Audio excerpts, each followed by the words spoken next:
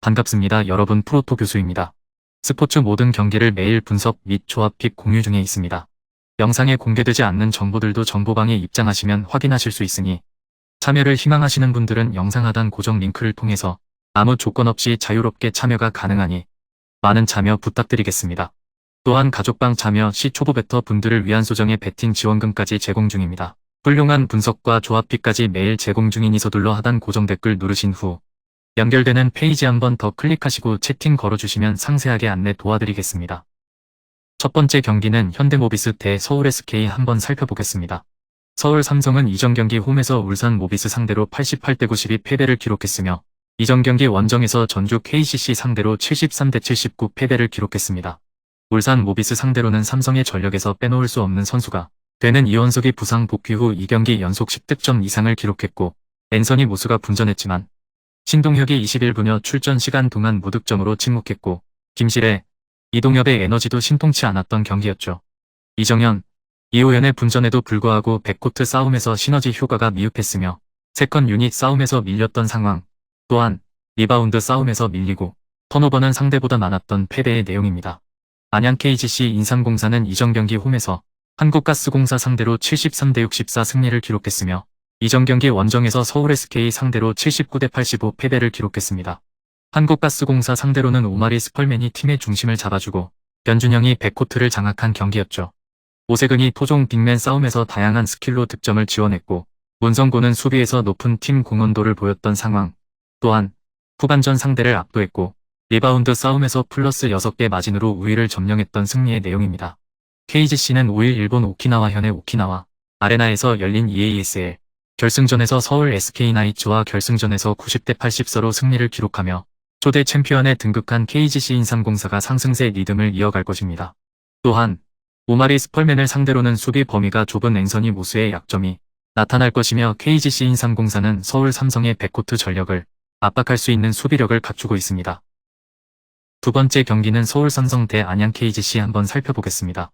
울산 모비스는 이전 경기 원정에서 서울 삼성 상대로 92대 88 승리를 기록했으며 이전 경기 홈에서 창원 LG 상대로 80대 94 패배를 기록했습니다.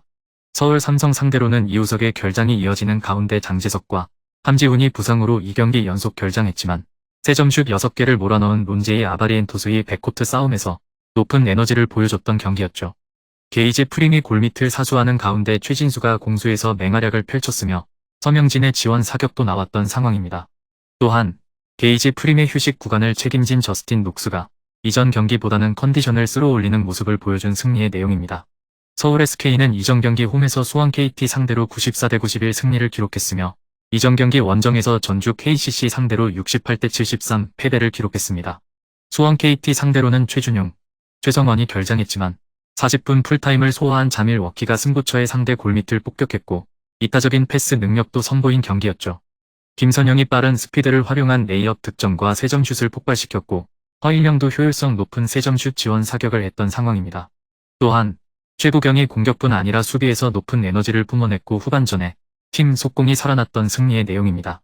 역습 상황에서 단독 속공을 책임지며 볼 핸들링과 승부처 해결사 역할을 해내고 있던 이우석이 부상을 당한 공백이 아쉬운 울산 모비스가 되며 함지훈과 장재석 역시 정상 컨디션은 아닙니다. 영상에서 리뷰하지 않은 경기들은 최종 분석 후 정보방에서 조합픽을 포함한 최종 공유 진행 중입니다. 조건 없이 무료 입장 가능하니 꼭 참여하셔서 정보 받아보시길 바라겠습니다.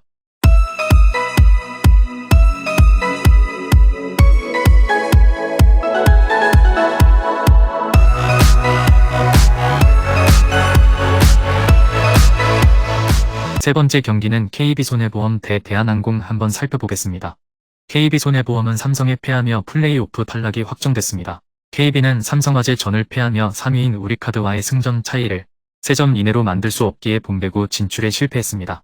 시즌 초반을 함께한 니콜라의 실력 미달 속에 경력직 외인 아포지신 비에나를 영입해 반전을 노렸지만 지난 시즌과 같은 플레이오프 진출 성과를 내지 못했습니다. 그래도 한국민과 한성정 등이 가능성을 보였고 부상에서 돌아온 황태계가 버텨주며 시즌 막판 페이스는 나쁘지 않았습니다. 대한항공은 우승을 두고 정면 승부를 펼친 현대캐피탈을 완파하며 정규 시즌 우승의 7분 흥선을 넘었습니다. 강력한 서부 외에도 전위와 후위를 가리지 않고 공격 득점을 만들어낸 링컨의 대활약과 한 선수, 정지석 등 주전 선수들이 좋은 경기를 했습니다. 남은 3경기에서 승점 5점 이상만 가져가면 자력으로 정규 시즌 우승이 확정됩니다. KB는 삼성화재전 패배를 통해 봄배구 가능성이 사라졌기에 선수들의 동기부여가 크게 사라졌고 리그 선두인 대한항공을 만나 최상의 조건으로 나서도 쉽지 않은데 경기에 집중하기 쉽지 않을 수 있습니다. 링컨과 정지석을 앞세울 대한항공이 승리하고 우승에 한 발 더 다가갈 것으로 예상됩니다.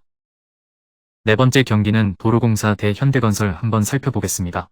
도로공사는 이번 시즌 상대 전적에서 압도적으로 밀리던 흥국생명 상대로 승리했습니다.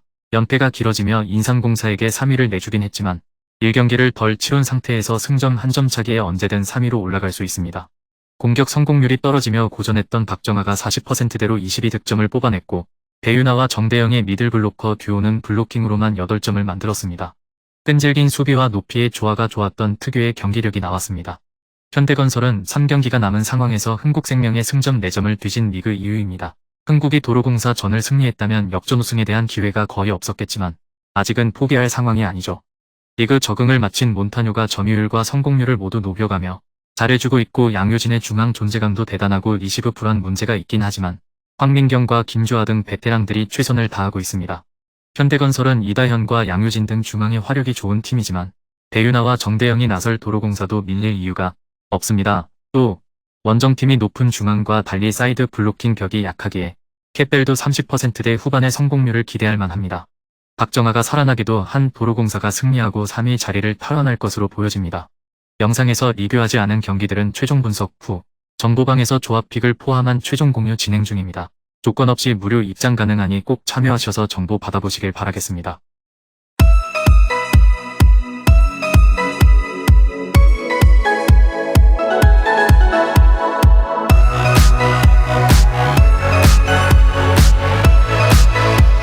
다섯 번째 경기는 일본 대 대한민국 한번 살펴보겠습니다.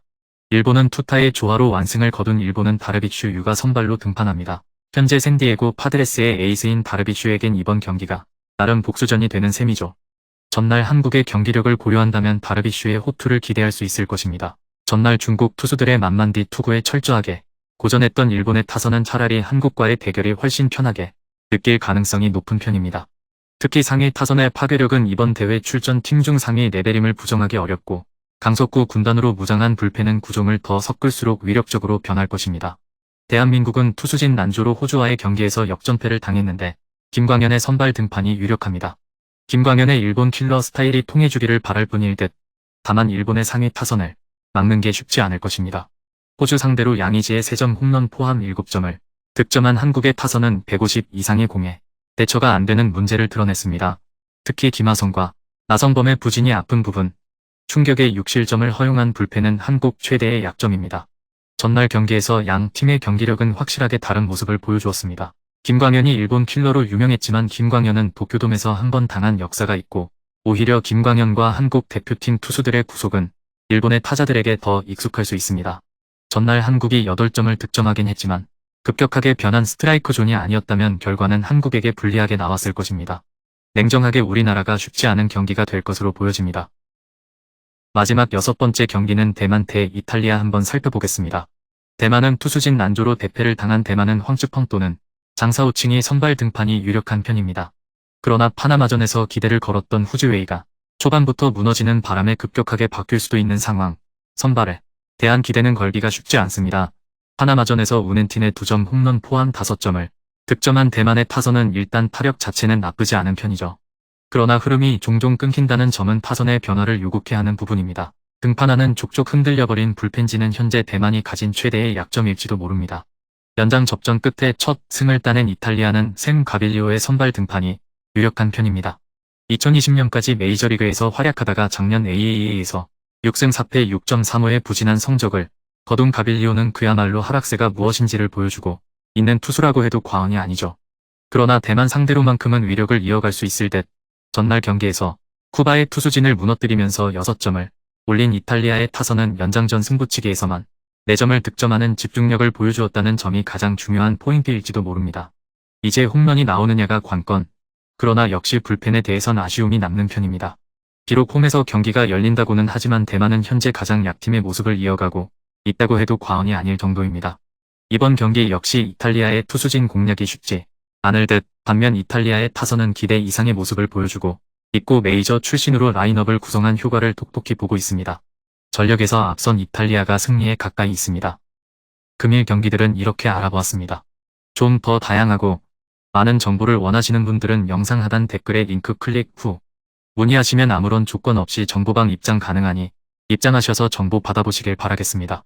그리고 영상에서 리뷰하지 않은 디테일한 정보와 조합픽은 매일 교수 정보방에서 공유하고 있으니 꼭 참여해보시길 권장드리며 이번 영상은 여기까지 하겠습니다.